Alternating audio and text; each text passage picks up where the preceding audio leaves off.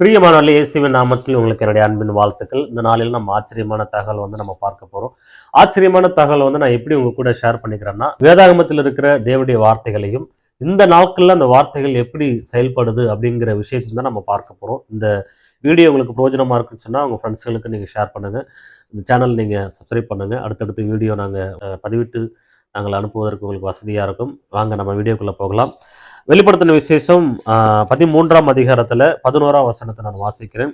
பின்பு வேறொரு மிருகம் பூமியிலிருந்து எழும்ப கண்டேன். அது ஒரு ஆட்டுக்குட்டிக்கு ஒப்பாக 2 கொம்புகள் உடையதா இருந்தது. வலு சர்ப்பத்தை போல பேசினது. ஒரு ஆட்டுக்குட்டிக்கு ஒப்பாக 2 கொம்பு. இந்த வசனத்தை நம்ம வாசிக்கும் போது 2 விதங்கள்ல நம்ம தியானிக்கலாம். ஒன்று, ஆவிக்குரிய அர்த்தங்களாக இதை நாம் பார்க்க முடியும். வெளிப்புறமாக இந்த வசனத்தை நாம் ஆராய்ந்து பார்க்க முடியும். இன்னைக்கு நான் வெளிப்புறமாக அந்த வசனம் என்ன சொல்லுகிறது அப்படிங்கிறத நம்ம பார்க்க போறோம். பாருங்க, இந்த மிருகம் பூமியிலிருந்து எழும்பினது. அது ஒரு ஆட்டுக்குட்டிக்கு ஒப்பாக இருந்தது. எப்பொழுதுமே நம்ம ஆட்டுக்குட்டின்னு சொன்னா ஆண்டவராக இயேசு கிறிஸ்துடைய ஞாபகம் தான் நமக்கு வரும். அவர் ஆட்டுக்குட்டிக்கு ஒப்பானவர். ஆனா இந்த ஆட்டுக்குட்டி அந்த ஆட்டுக்குட்டி கிடையாது. இது மிருகத்துக்கு அடையாளமாக உள்ளதாக இருக்கிறது. ஒரு ஆட்டுக்குட்டிக்கு ஒப்பா இருந்துச்சு. 2 கொம்புகள் உடையதா இருந்துச்சு. அந்த 2 கொம்புன்னு பார்த்தா நம்ம எப்பொழுதுமே பரிசுத்த வேதாகமத்துல மறைமுகமா சொல்லக்கூடிய ஒன்று. கொம்புகள் என்றாலே அது அரசாட்சியை கொடுக்கக்கூடிய ஒன்றாக இருக்கிறது. ஸோ இது இங்க வேறு அர்த்தத்தை நம்ம பார்க்க போறோம். 13ஆம் வசனத்தை நம்ம வாசிக்கலாம். அன்றியும் அது மனுஷருக்கு முன்பாக வானத்திலிருந்து பூமியின் மேல் அக்கினி இறங்க பண்ணத்தக்கதாக பெரிய அற்புதங்களை நடப்பித்தது. வானத்திலிருந்து பூமியின் மேல அக்கினி இறங்க பண்ணத்தக்கதாக பெரிய அற்புதங்களை அது நடப்பித்தது அப்படின்னு சொல்லி இந்த வசனத்தில் எழுதியிருக்கிறது. உங்களுக்கு ஒரு சின்ன இன்ட்ரோடக்ஷன், ராக்கெட்டை குறித்து நான் உங்களுக்கு ஒரு இன்ட்ரோடக்ஷன் சொல்ல போறேன்.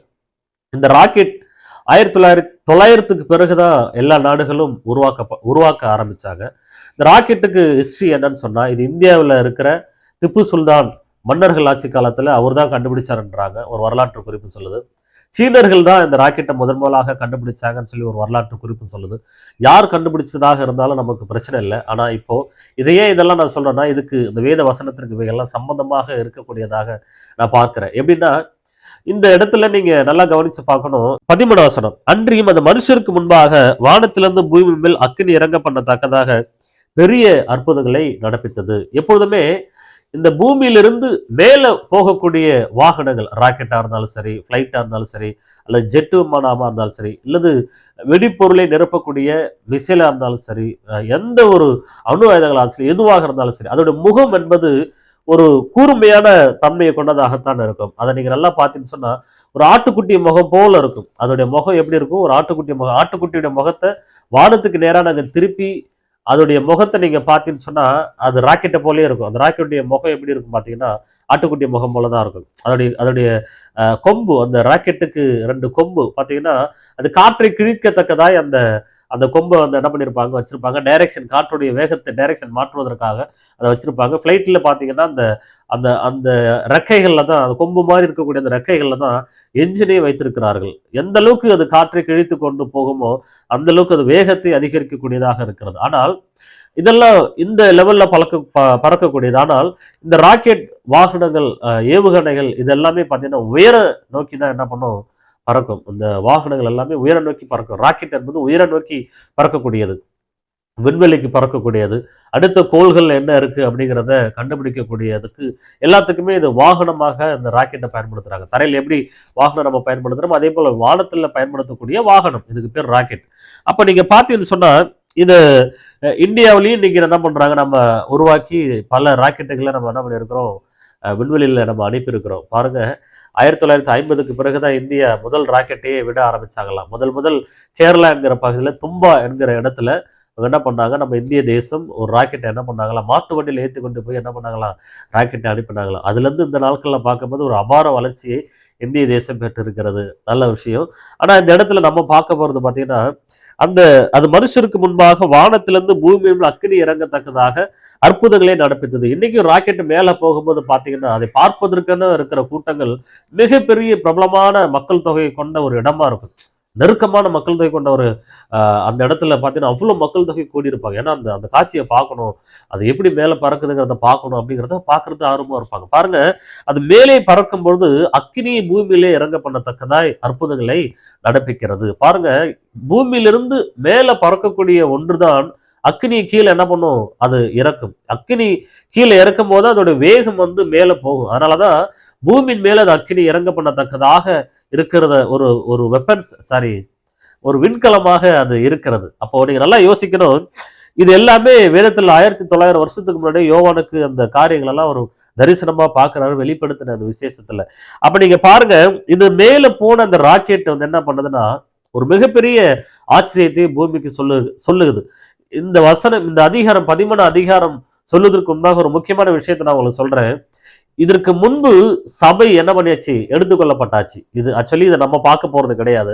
ஆண்டவராகிய இயேசுவே நீங்கள் உண்மை உத்தமமா அங்கீகரிப்பீங்க, யாராக என்னை சேர்த்து தான் சொல்றேன். நாம இந்த காரியங்கள்லாம் நம்ம பார்க்க போறது இல்லை. கைவிடப்பட்ட கிறிஸ்தவர்கள் கண்டிப்பா அந்த காரியத்தை பார்ப்பாங்க. ஸோ அந்த ராக்கெட் போய் என்ன பண்ணுதுன்னு சொன்னா, காயப்பட்ட மிருகத்திற்கு ஒரு சொரூபம் பண்ணணும் அப்படின்னு சொல்லி ஒரு விஷயத்த பூமிக்கு சொல்லுது.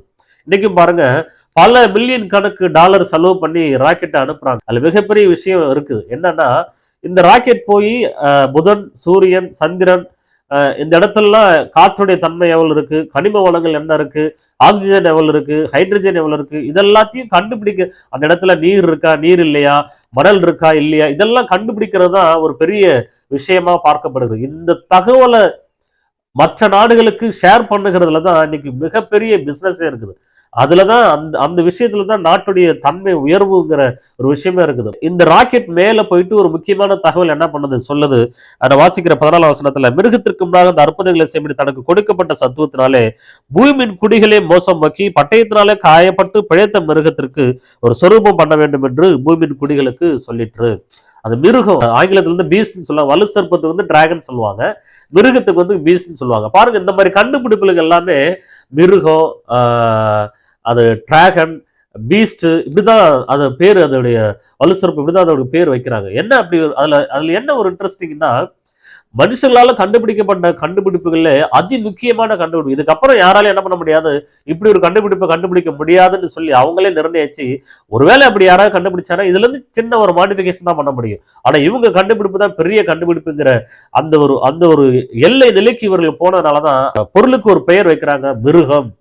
அதிபர் ஒபாமா அவர்கள் அதிபராக இருந்த நாட்கள் அமெரிக்காவில் அவர் கொடுக்கப்பட்ட காருடைய பேரு த பீஸ்ட், த மிருகம்னு பேரு. அந்த கார்ல எல்லா ஃபெசிலிட்டிஸும் இருக்குது, எல்லா ஃபெசிலிட்டிஸும் அந்த கார்ல, பாதுகாப்பு உபகரணங்கள் அத்தனையும் பொருத்தப்பட்ட ஒரு காரா, அது போல ஒரு கார் எங்கேயுமே கிடையாது. அப்படி ஒரு நிலை இருக்குது இன்னமும். அதே போல எலான் மஸ்கோடைய அந்த ராக்கெட் பேர் வந்து டிராகன். ஸ்பேஸ் எக்ஸஸ் கண்டுபிடிச்ச அந்த ராக்கெட்டுடைய பேர் வந்து டிராகன், வலுசருப்பம். பாருங்க, எல்லா ராக்கெட்டுக்கும் முதன்மையான ஒரு ராக்கெட்டா அவங்க என்ன பண்றாங்க, அதுக்கு அந்த பெயர் வைக்கிறாங்க. இதுக்கெல்லாம் நம்ம யோசிக்கணும், ஏன் அந்த பேர் எல்லாம் வைக்கிறாங்க, இதெல்லாம் நம்ம கற்பனை பண்ணி பார்க்கணும். அப்போ இதெல்லாம் வேதத்துல சொல்லப்பட்டு இருக்கிறது. அந்த டிராகன் ராக்கெட் மூலமா தான் சுனிதா வில்லியம்ஸே கொண்டு வந்தாங்க. அந்த நாசாவுடைய அந்த அங்க அங்க உள்ள நபர்களால என்ன பண்ண முடியல, அந்த காரியத்தை செய்ய முடியல. கடைசியா எலான் மஸ்குடைய டிராகன் அந்த அந்த விண்கலம் போய் தான் அவர்கள் என்ன பண்ணுச்சு, பூமியில கொண்டு வந்துச்சு. சோ இது போய் என்ன பண்ணுமா, காயப்பட்டு பிழைத்த மிருகத்திற்கு, யார் காயப்பட்டு பிழைத்த மிருகம், அந்தி கிறிஸ்து, சாத்தான். சாத்தானுக்கு பல பேர் இருக்கு, மிருகம், அந்தி கிறிஸ்து, வலுசர்ப்பம், பிசாசு, இப்படி பல பேர்கள் இருக்கு. அப்போ வெட்டப்பட்ட ஒரு சாத்தான் தான் பூமியில தள்ளப்பட்ட ஒருவன், அவன் தான் மிருகம். அப்ப அவன் டைரக்டா பூமியை ஆளுகை செய்யும் பொழுது அவனுக்கு ஒரு சுரூபம் பண்ணணும், எல்லா மக்களும் அவனை ஆராதிக்கணும் அப்படின்ற ஒரு மாயையான ஒரு நிலையை இந்த ராக்கெட் போய் என்ன பண்ணுமா, சொல்லுமா. அப்போ அது சொல்லுது, எல்லாருக்கும் இமிடியட்டா ஒரு முத்திரையை பதிக்கணும், அதை எல்லாரும் அந்த முத்திரை ஏற்றுக்கொள்ளணும். வேதம் தெளிவா சொல்லுது, இந்த முத்திரை ஏற்றுக்கொள்ளக்கூடியவர்கள் பூமியில் உலக தோற்றம் முதல் பேர் எழுதப்படாத மட்டும்தான் இவங்க என்ன பண்ணுவாங்க, இந்த முத்திரை ஏற்றுக்கொள்வாங்க. அது சிறியோர், பெரியோர், ஐஸ்வர்யவான்கள், பணக்காரர்கள் எல்லாரும் அந்த முத்திரை என்ன பண்ணுவாங்க, ஏற்றுக்கொள்வாங்க. அது மட்டும் இல்ல, இந்த முத்திரை இல்லாதவர்கள் யாருமே விற்கவும் முடியாது, வாங்கவும் முடியாது, எந்த பொருளுமே நீங்க என்ன பண்ண முடியாது, பயன்படுத்த முடியாது. முத்திரை இருந்தா மட்டும்தான் நீங்கள் எதையும் பயன்படுத்த முடியும், வாங்க முடியும், விற்க முடியும். அப்படி ஒரு நிலைமைக்கு இந்த இடத்துல கொண்டு வந்துருவாங்க. ரெண்டாவது, இந்த இடத்துல நம்ம இந்த வசனத்தை நம்ம பார்க்கிறோம். 13 வசனத்துல 15 வசனம் சாரி, மேலும் மிருகத்தின் சொரூபம் பேசத்தக்கதாகவும் மிருகத்தின் சொரூபத்தை வணங்காத யாவரையும் கொலை செய்யத்தக்கதாகவும் மிருகத்தின் சொரூபத்திற்கு ஆவியை கொடுக்கும்படி அதற்கு சத்துவம் கொடுக்கப்பட்டது. நல்லா கவனிச்சீங்க, இந்த மிருகத்தை உலகத்துல இருக்கிற அத்தனை பேரும் வணங்கணும். யாராவது வணங்கல அப்படின்னா அவளை கொலை பண்ணிடுவாங்க. எப்படி இவங்களை வணங்கணும் அப்படின்னு எப்படி கண்டுபிடிப்பாங்கன்னா, அந்த முத்திரை தான் அடையாளம். அந்த முத்திரையை தரித்து கொண்டு இருக்கிற யாராக இருந்தாலும் நீங்க வேற ஒரு ராஜாவுக்கு என்ன பண்ண முடியாது, அடிபணிஞ்சு இருக்க முடியாது. அந்த சாத்தானுக்கு, அந்தி கிறிஸ்துக்கு மட்டும்தான் நீங்க அடிபணிஞ்சு இருக்க முடியுமே தவிர, அந்த அளவுக்கு உலகம் ஒரு மிகப்பெரிய கட்டுப்பாட்டுக்குள்ள என்ன பண்ணிடும், கொண்டு வந்துடும். தள்ளப்பட்டுரும். ஸோ இந்த அதிகாரங்கள்ல வசனங்கள் எல்லாம் நீங்க பார்க்கும்பொழுது அது எவ்வளவு உண்மையா இருக்குது பாருங்களேன். வானத்திலிருந்து பூமியை நோக்கி அக்கினி இறங்க பண்ணத்தக்கதாக அது மிகப்பெரிய அற்புதங்களை நடப்பிக்கிறது பாருங்க. அந்த டிராகனையும் எலான் மஸ்கோடைய டிராகன் அந்த விண்கலத்தையும் இப்ப இருக்கிற ஆட்டுக்குட்டி முகத்தையும் இப்படி திருப்பி வச்சு பார்த்தீங்கன்னு சொன்னா ரெண்டும் ஒண்ணு போல இருக்கும். ஆவிக்குரிய அர்த்தங்களே இதோட நம்ம பேசலாம். அந்த வெளிப்புறமான அர்த்தத்தை நான் உங்க கூட பேசிட்டு இருக்கிறேன். ஸோ எந்த அளவுக்கு நம்ம கடைசி காலத்துல இருக்கிறோம் அப்படிங்கிறத நீங்கள் நானும் புரிந்து கொள்ள வேண்டும் என்பதற்காக தான் இந்த ஆச்சரியமான தகவல் உங்களுக்கு கூட நான் கொண்டு வரேன். உங்களுக்கு பிரோஜனமா இருக்குன்னா மற்றவங்க கூட நீங்க இதை ஷேர் பண்ணிக்கொள்ளுங்க. கர்த்தர் வருகிற நாள்ல நம்ம இருக்கிறோம். நிச்சயமா சபை இந்த நாட்கள்ல இவைகள் நடக்க வேண்டிய நாட்கள்ல சபை இருக்காது. இதுக்கு முன்னாடி உள்ள அதிகாரத்திலே அந்த காரியங்கள்ல சபைலாம் பரலோகத்துக்குள்ள போயிருச்சு. ஸோ பூமியில இருக்கிற கைவிடப்பட்டவர்கள், இயேசுவை அங்கீகரிக்காதவர்கள் எல்லாருமே ஒரு நாள் கட்டாயமாக அந்த கிறிஸ்துவை வணங்க வேண்டிய இடத்திற்கு தள்ளப்படுவார்கள். அதற்கு ஒன்னே ஒண்ணு, இந்த இந்த விண்கலம் போய் மேலே போயிட்டு என்ன பண்ணும், இந்த காரியத்தை செய்யணும்னு சொல்லி. எப்பொழுதுமே இந்த நாடு அந்த நாடு சொன்னாலும் ஏற்றுக்கொள்ள மாட்டாங்க. மேலேருந்து ஒரு தகவல் சொன்னா எல்லாரும் ஏற்றுக்கொள்வாங்க. பாருங்க, மேலே போயிருக்கிற விண்கலம் சொல்லுகிற தகவல் உலகமே பரபரப்பா அதை கேட்கறதுக்கு ஆவலா இருப்பாங்க. ஸோ அப்படி ஒரு நிலைமையை, அப்படி ஒரு கட்டாயத்துக்குள்ள இந்த தகவலை உலக மக்களுக்கு வெளியிடுவாங்க. ஸோ ஆண்டவர் வரக்கூடிய நாட்கள் மிக சீக்கிரமா நம்ம இருக்கிறோம். இந்த முத்திரையெல்லாம் நீங்களும் நானும் போடக்கூடாதுன்னு சொன்னா இப்பொழுதே ஆண்டவருக்குள்ள நீங்க வைராக்கியமா, பக்தி வைராக்கியமா ஆண்டவரை ஆராய்ச்சிட்டு நீங்க அவருடைய வருகைக்காக காத்திருப்போம்னு சொன்னா நிச்சயமா கர்த்தர் வருகிற நாள்ல நம்ம எடுத்துக்கொள்வார். அதற்கு பிறகு இந்த உலகத்துல இருக்கக்கூடிய இந்த அழிவுகளுக்கெல்லாம் நம்ம விலக்கி தான் ஆண்டவர் நம்மளை பாதுகாக்கிறோம். ஸோ கர்த்தராகிய இயேசு கிறிஸ்து சீக்கிரமா வரப்போறார். God bless you. கர்த்தர் உங்களை ஆசீர்வதிப்பாராக. ஆமென்.